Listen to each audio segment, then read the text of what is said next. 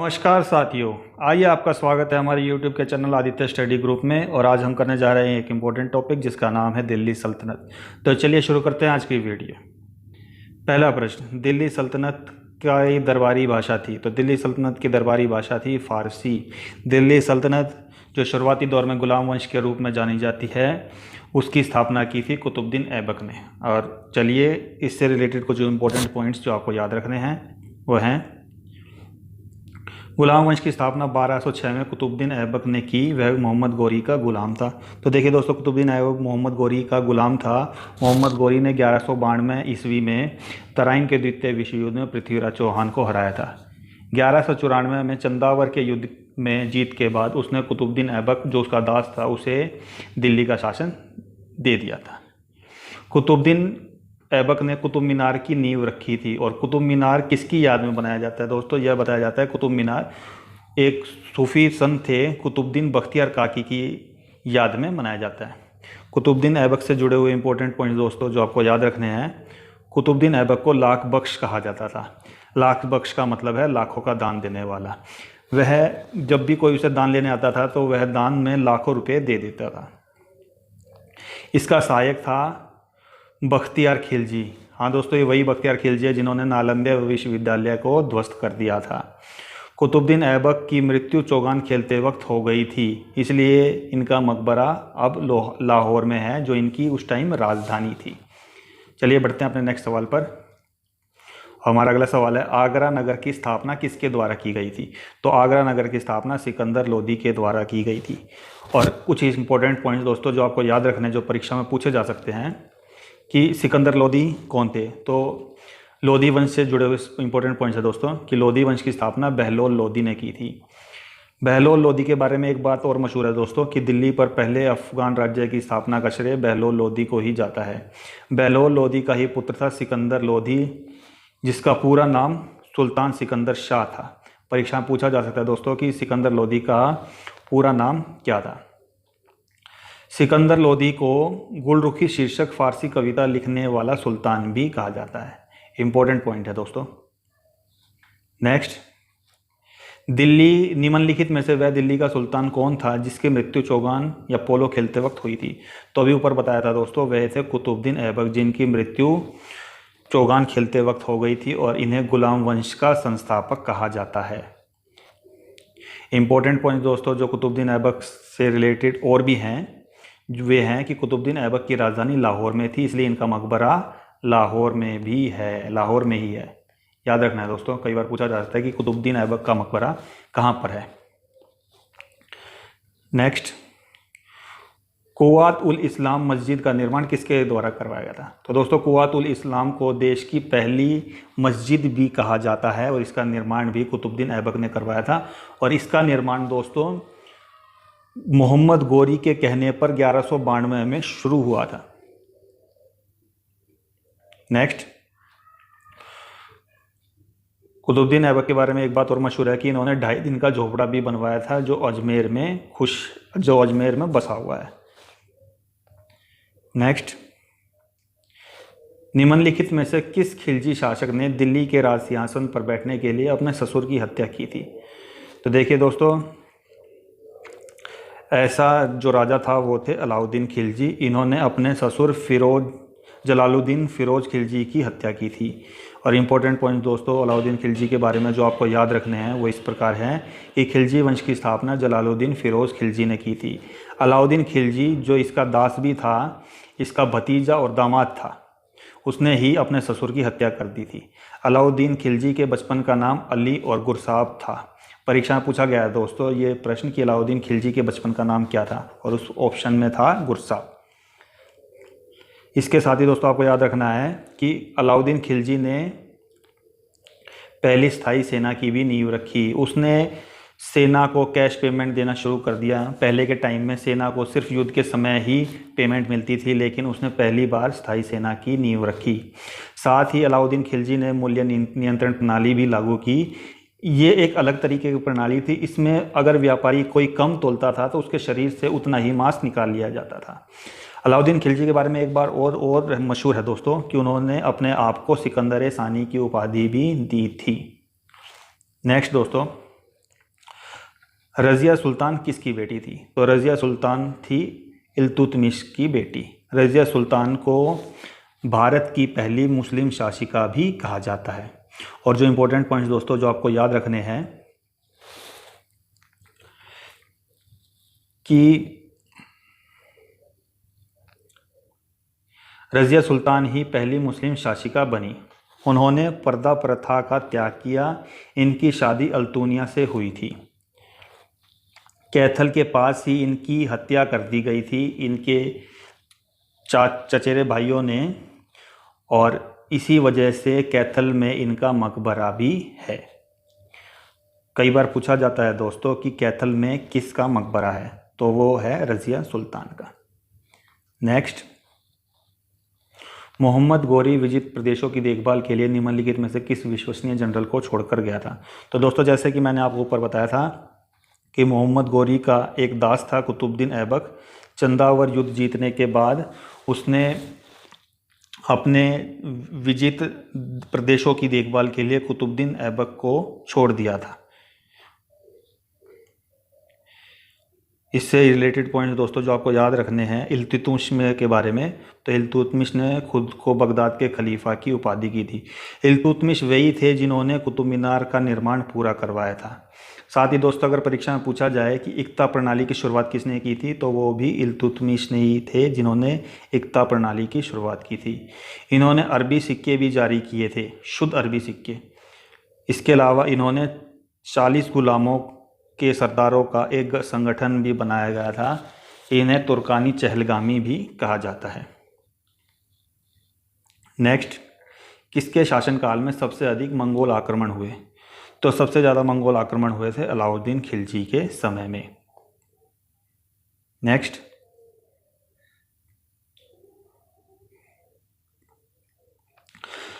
सन 1329 और 1330 के बीच में किसने तांबे के सिक्के के रूप में परिणाम स्वरूप मुद्रा सांकेतिक मुद्रा प्रचलित की? देखिए दोस्तों इन्होंने तांबे के सिक्के चलाए एक टोकन करेंसी के रूप में, तो वो राजा थे मोहम्मद बिन तुगलक। और तुगलक वंश के बारे में दोस्तों जो आपको पॉइंट्स याद रखने हैं वो हैं कि तुगलक वंश की स्थापना गयासुद्दीन तुगलक ने की थी। गयासुद्दीन तुगलक ने ही बाद में गाजी की उपाधि भी ली थी। तो परीक्षा में अगर पूछा जाए कि इनमें से किसे गाजी की उपाधि प्राप्त थी, तो उसमें आएगा गयासुद्दीन तुगलक। गयासुद्दीन तुगलक की मौत के बारे में भी एक रहस्य है कि इनकी मौत एक लकड़ी के महल में हुई थी। परीक्षा में पूछा जाता है दोस्तों कि सबसे पहले नहरों का निर्माण किसने करवाया था, तो सबसे पहले नहरों का निर्माण गयासुद्दीन तुगलक ने ही करवाया था। नेक्स्ट, दिल्ली के किस सुल्तान को इतिहासकारों ने विरोधों का मिश्रण बताया है? विरोधों का मिश्रण इसलिए बताया है दोस्तों कि कभी उसके काम अटपटे से हुआ करते थे जो इतिहासकारों की समझ में ही कभी नहीं आए। तो ऐसे जो सुल्तान थे वे थे मोहम्मद बिन तुगलक। इन्हें सन की बादशाह भी कहा जाता है। इनसे जुड़े हुए पॉइंट्स दोस्तों जो आपको याद रखने हैं जिसमें से प्रश्न बन सकते हैं वो ये हैं कि मोहम्मद बिन तुगलक को सन की राजा भी कहा जाता था। अगर परीक्षा में पूछा जाए किसको सन की राजा किसको पागल राजा कहा जाता था, तो उसमें आपका जवाब आएगा मोहम्मद बिन तुगलक। इन्होंने अपनी राजधानी को दिल्ली से दौलताबाद ट्रांसफ़र कर दिया था। और अगर दौलताबाद की बात की जाए, परीक्षा पूछ लेते हैं कि दौलताबाद का प्राचीन नाम क्या था, तो दौलताबाद का प्राचीन नाम था देवगिरी। मोहम्मद बिन तुगलक के समय में ही इब्न बतूता आया था। और इब्न बतूता कहाँ से आया था, तो इब्न बतूता मोरक्को से आया था। देखिए दोस्तों सारे पॉइंट्स अपने आप में जुड़े हुए हैं और ये कहानी के रूप में आपको याद हो जाएंगे अगर आप इस वीडियो को 1-2 बार प्ले करके देखेंगे। नेक्स्ट, लोधी वंश का अंतिम शासक कौन था? तो लोधी वंश का अंतिम शासक था इब्राहिम लोधी। इब्राहिम लोधी के ही समय पानीपत का पहला युद्ध हुआ था, जो हुआ था 21 अप्रैल 1526 को, जिसने बाबर ने इब्राहिम लोधी को हराया था। इससे रिलेटेड पॉइंट्स इब्राहिम लोधी के बारे में जो आपको याद रखने हैं दोस्तों कि इब्राहिम लोधी ही एक ऐसा शासक है एकमात्र जो युद्ध में मारा गया। इब्राहिम लोधी अपनी राजधानी को दिल्ली से आगरा ले गया और वहाँ उसने आगरा शहर को बसाया। अगर लोधी वंश की बात की जाए दोस्तों तो लोधी वंश की स्थापना की थी बहलोल लोधी ने। नेक्स्ट, इनाम भूमि किसे दिया जाता था? तो इनाम भूमि विद्वान और धार्मिक व्यक्तियों को दिया जाता था। देखिए दोस्तों, उस टाइम पे सुल्तान जो व्यक्ति उन्हें प्रसन्न करते थे या उनके लिहाज से जो व्यक्ति विद्वान थे, उन्हें वे भूमि का टुकड़ा देते थे, जिसे वो इनाम के रूप में या इनाम कहा जाता था। नेक्स्ट, उत्तर भारत की प्रथम मुस्लिम महिला शासिका, दिल्ली पर राज करने वाली प्रथम महिला शासिका थी। तो देखिए दोस्तों, मैंने आपको ऊपर भी बताया है कि पहली मुस्लिम शासिका जिन्होंने राज किया उनका नाम था रज़िया सुल्तान। और रज़िया सुल्तान किसकी बेटी थी? तो रज़िया सुल्तान इल्तुतमिश की बेटी थी, और इल्तुतमिश ने ही कुतुब मीनार का निर्माण पूरा करवाया था।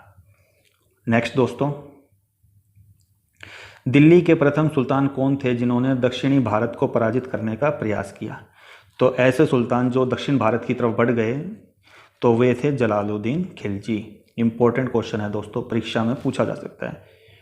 नेक्स्ट, जलालुद्दीन खिलजी से इंपॉर्टेंट पॉइंट्स जो आपको याद रखने हैं दोस्तों, तो जलालुद्दीन खिलजी सबसे अधिक उम्र में बनने वाले सुल्तान थे। अगर परीक्षा में पूछा जाए सबसे अधिक उम्र में बनने वाले सुल्तान का नाम बताइए, तो वो होगा जलालुद्दीन खिलजी। और दक्षिण भारत की अगर विजयों की बात की जाए तो इसका कार्यभार संभाला था अलाउद्दीन खिलजी ने। अलाउद्दीन खिलजी ने बाद में ही फिर जलालुद्दीन खिलजी की बेटी से विवाह किया और जलालुद्दीन खिलजी को मारकर उनकी हत्या ली। नेक्स्ट दोस्तों, यात्री इब्न बतूता कहाँ से आया था? तो यात्री इब्न बतूता मोरक्को से आया था। और मोरक्को दोस्तों कहाँ पड़ता है? तो मोरक्को दोस्तों अफ्रीका में पड़ता है। और अफ्रीका से एक बात हो रहा है दोस्तों कि अफ्रीका ही एक ऐसा इकलौता महाद्वीप है जिनसे होकर के तीनों रेखाएं गुजरती है, कर्क रेखा, मकर रेखा और विषुवत रेखा। नेक्स्ट, इब्न बतूता किसके राज्यकाल में आया था? तो इब्न बतूता मोहम्मद तुगलक के राज्यकाल में आया था। इनकी एक प्रसिद्ध पुस्तक है रेहला। परीक्षा में बार बार पूछा गया है दोस्तों कि रेहला नामक पुस्तक किसने लिखी या इब्न बतूता ने कौन सी पुस्तक लिखी, तो उसमें आएगा रेहला नामक पुस्तक इब्न बतूता ने लिखी। जैसे ऊपर बताया कि मोरक्को अफ्रीका देश में है और अफ्रीका महाद्वीप से तीनों रेखाएं होकर के गुजरती है। नेक्स्ट, भारत पर प्रथम तुर्क आक्रमण करने वाला कौन था? तो भारत पर प्रथम तुर्क आक्रमण करने वाला जो आक्रमणकारी था वो था महमूद गजनवी। और महमूद गजनवी के बारे में पॉइंट्स जो आपको याद रखने हैं दोस्तों वो ये हैं कि महमूद गजनवी ने ही सोमनाथ मंदिर पर आक्रमण किया था और वहाँ के खजाने को लूट लिया गया था। महमूद गजनवी को भारत इतना भाया कि उसने भारत पर लगभग 17 बार आक्रमण किए, लेकिन इसके आक्रमण का उद्देश्य यहाँ पर सत्ता हासिल करना नहीं था। इसके आक्रमणों का एकमात्र उद्देश्य था कि यहाँ की धन दौलत को लूटना। नेक्स्ट, निम्नलिखित में से कौन अपने आप को बुत किशन या मूर्ति भंजक कहता था? तो दोस्तों मूर्ति भंजक के नाम से खुद को कहने वाला वो था महमूद गजनवी, जिसने सोमनाथ मंदिर पर आक्रमण किया था। नेक्स्ट दोस्तों, भारत में मुस्लिम राज का संस्थापक माना जाता है। तो मुस्लिम राज का संस्थापक माना जाता है मोहम्मद गोरी को। मोहम्मद गोरी ने ही 1192 में तराइन के द्वितीय विश्व युद्ध में पृथ्वीराज चौहान को हराया था। इस घटना की वजह से ही भारत में मुस्लिम राज्य की स्थापना हुई थी। देखिए दोस्तों, ये दिल्ली सल्तनत के बारे में जितने भी प्रश्न हैं जो भी परीक्षा में पूछे जाएंगे वो लगभग 3 वीडियो में कवर हो जाएंगे, इसलिए तीनों वीडियो को आप ज़रूर देखिएगा। दिल्ली सल्तनत से जुड़ा किसी भी एग्ज़ाम का कोई भी पॉइंट आपका इन वीडियो से बाहर नहीं जाएगा। तो मोहम्मद गोरी के बारे में कुछ और बातें दोस्तों जो आपको याद रखनी है वो है कि तराइन के प्रथम विश्व युद्ध में पृथ्वीराज ने मोहम्मद गोरी को हराया था। देखिए दोस्तों, पृथ्वीराज चौहान ने राजा जयचंद की लड़की से विवाह कर लिया था और राजा जयचंद ने से दुश्मनी होने के कारण इस वजह से राजा जयचंद ने मोहम्मद गोरी को भारत के लिए न्योता दिया था। जब मोहम्मद गोरी ने भारत पर आक्रमण किया तो सबसे पहले पृथ्वीराज चौहान ने मोहम्मद गोरी को हरा दिया, लेकिन मोहम्मद गोरी ने तुरंत अगले साल तराइन के द्वितीय विश्व युद्ध में पृथ्वीराज चौहान को हरा दिया। हालांकि इस युद्ध के दौरान मोहम्मद गोरी ने पृथ्वीराज चौहान को मार दिया था। और पृथ्वीराज चौहान का एक दरबारी कवि था जो परीक्षा में पूछा जाता है दोस्तों, उसका नाम था चंद्रवर्दई। और चंद्रवर्दई ने एक प्रसिद्ध पुस्तक लिखी है जिसका नाम है पृथ्वीराज रासो। तो देखिए दोस्तों, सारे पॉइंट्स आपस में जुड़े हुए हैं और ये कहानी के तौर में दोस्तों आपको ये याद हो जाएंगे। तो चलिए आगे देखते हैं। नेक्स्ट प्रश्न, किसने इक्तादारी प्रथा शुरुआत की? तो ये दोस्तों शुरुआत की थी इल्तुतमिश ने। कई बार पूछा जा सकता है कि इक्तादारी प्रथा किसने चलाई, तो उसका जवाब होगा इल्तुतमिश। नेक्स्ट दोस्तों, लाख बख्श के नाम से जाना जाने वाला भारतीय शासक कौन था? तो ये थे कुतुबुद्दीन ऐबक। जैसे कि मैंने आपको ऊपर बताया था कि ये दान में लाखों रुपया देते थे, इसलिए इनका नाम लाख बख्श भी पड़ गया था। 13वीं सदी में सेना का सर्वोच्च अधिकारी होता था। तो जो 13वीं सदी में सेना का सर्वोच्च अधिकारी होता था उसे खान बुलाते थे। यह मुस्लिम सल्तनत के दौरान इस पदाधिकारी का नाम पड़ा था। नेक्स्ट दोस्तों, भारत में गुलाम वंश का संस्थापक कौन था? तो जैसे कि ऊपर भी बताया गया है कि भारत में गुलाम वंश का शासक जो संस्थापक था वो थे कुतुबुद्दीन ऐबक। और कुतुबुद्दीन ऐबक किसका दास था? तो कुतुबुद्दीन ऐबक मोहम्मद गौरी का दास था, इसलिए इसे गुलाम वंश दासवंश कहा जाता है। नेक्स्ट, कुतुबुद्दीन ऐबक से जुड़े हुए इंपॉर्टेंट पॉइंट्स जो आपको याद रखने हैं दोस्तों, कि कुतुबुद्दीन ऐबक ने ही कुतुब मीनार का निर्माण करवाया था। कुतुब मीनार का निर्माण कुतुबुद्दीन बख्तियार काकी की याद में करवाया था। ऊपर बता चुका हूं दोस्तों, फिर भी एक बार आपको रिवाइज हो जाएगा। साथ ही कुतुबुद्दीन ऐबक की मृत्यु के बाद एक आराम शाह नामक का इनका पुत्र था, जिन्होंने करीबन 8 महीने तक राजगद्दी पर शासन किया। इसके बाद इसके दामाद इल्तुतमिश ने आराम शाह की हत्या करके सत्ता ले ली थी। नेक्स्ट दोस्तों, कुतुब मीनार के कार्य को किसने पूरा करवाया? तो कुतुब मीनार के कार्य को पूरा करवाया था इल्तुतमिश ने। देखिए, अगर दोस्तों पूरा करवाने की बात आए तो इल्तुतमिश आएगा, अगर शुरुआत की बात आए तो कुतुबुद्दीन ऐबक आएगा, और अगर मरम्मत की बात आए तो फिरोज शाह तुगलक आएगा। देखिए दोस्तों, पॉइंट्स तो में थोड़ी सी भी हेरफेर हो जाएगी तो आपका उत्तर बदल जाएगा। कुतुबुद्दीन ऐबक के बारे में इंपॉर्टेंट पॉइंट्स कि कुतुबुद्दीन ऐबक ने कुतुब मीनार का निर्माण करवाया, इल्तुतमिश ने कुतुब मीनार का निर्माण पूरा करवाया, और फिरोज शाह तुगलक ने इसकी मरम्मत करवाई। देखिए दोस्तों, ये तीनों पॉइंट्स इंपॉर्टेंट हैं। इन तीनों पॉइंट्सों में से कोई सा भी पॉइंट्स आपकी परीक्षा में पूछा जा सकता है, तो तीनों पॉइंट्स दोस्तों आपको याद रखने हैं। नेक्स्ट, निम्नांकित में से दिल्ली का पहला तुगलक शासक या तुगलक सुल्तान कौन था? तो पहला तुगलक सुल्तान था गयासुद्दीन तुगलक, जिन्होंने तुगलक वंश की स्थापना की। अल बरूनी किसके शासनकाल में इतिहासकार था? तो अल बरूनी महमूद गजनवी के शासनकाल में इतिहासकार था। और महमूद गजनवी का उद्देश्य भारत में क्या था? तो महमूद गजनवी का उद्देश्य था दोस्तों भारत में लूटपाट करना। और अल बरूनी के द्वारा एक बहुचर्चित पुस्तक है जो आपको याद रखनी है दोस्तों, उसका नाम है किताबुल हिंद।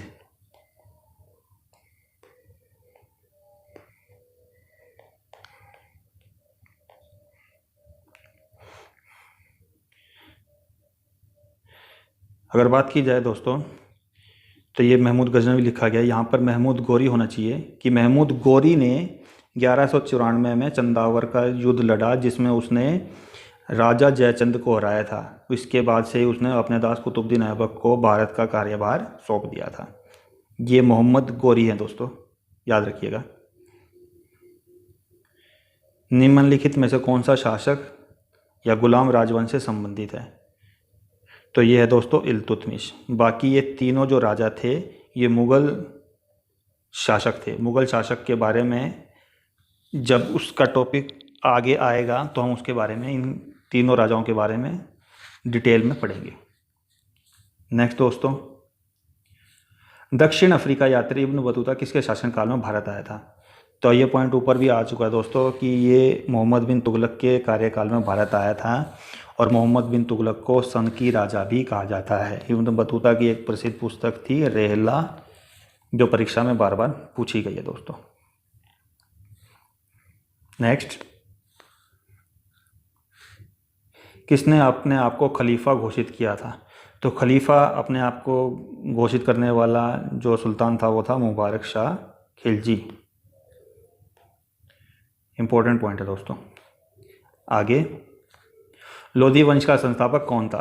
तो लोधी वंश का संस्थापक था बहलोल लोधी। बहलोल लोधी ने ही लोधी वंश की स्थापना की थी।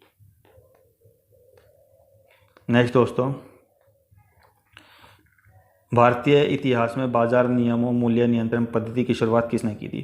तो वह शुरू की थी दोस्तों अलाउद्दीन खिलजी ने। जैसा कि मैंने आपको ऊपर बताया था कि मूल्य नियंत्रण प्रणाली की शुरुआत अलाउद्दीन खिलजी ने की थी। इसमें व्यापारियों पर कठोर दंड दिया जाता था। अगर वो किसी पदार्थ की मात्रा कम देते थे तो उनके शरीर से उतना ही मांस निकाल लिया जाता था दोस्तों। नेक्स्ट, अल बरूनी द्वारा रचित पुस्तक किताबुल हिंद या तारीखुल हिंद में किन विषयों की समीक्षा की गई?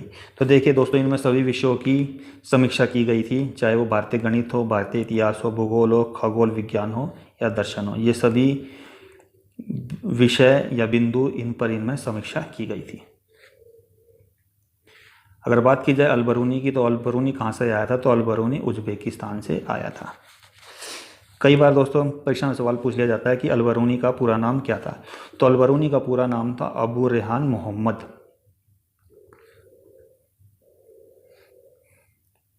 नेक्स्ट, 11वीं सदी के भारत का दर्पण किसे कहा जाता है? तो 11वीं सदी के भारत का दर्पण किताबुल हिंद को कहा जाता है। और किताबुल हिंद की रचना किसने की थी? अल बरूनी ने की थी। नेक्स्ट, दिल्ली सल्तनत का वह प्रथम सुल्तान कौन था जिसने स्थायी सेना रखी? तो स्थायी सेना रखी थी अलाउद्दीन खिलजी ने। देखिए दोस्तों, अलाउद्दीन खिलजी से पहले जो सुल्तान हुआ करते थे वो सिर्फ सेना के समय ही, जब युद्ध हुआ करते थे तभी सेना को पैसा वगैरह दिया करते थे। लेकिन अलाउद्दीन खिलजी ने सेना को स्थायी रूप से कैश पेमेंट देना शुरू कर दिया था। नेक्स्ट, निम्न में से कौन गुलरुखी के उपन्यास से कविताएं लिखा करता था? तो ये थे दोस्तों सिकंदर लोधी। इन्हें कविताएं लिखने का बड़ा शौक था, इसलिए इनका एक उपनाम भी था जिससे कविताएं लिखा करते थे, वो उपनाम था गुलरुखी। परीक्षा में आ सकता है दोस्तों कि इनमें से किस शासक का नाम गुलरुखी भी था। नेक्स्ट, मोहम्मद गौरी किस वंश का था? तो मोहम्मद गौरी संशवनी वंश का शासक था जिसने भारत पर आक्रमण किया था। देखिए दोस्तों, ये सभी सवाल अगर आपको अच्छे लगे हों, ये पॉइंट्स सभी आपको अच्छे लगे हों, तो कृपया इस चैनल को सब्सक्राइब करें तथा बेल आइकन को प्रेस करें ताकि आपको इस चैनल की नई नई नोटिफिकेशन तुरंत मिल जाए। थैंक्स।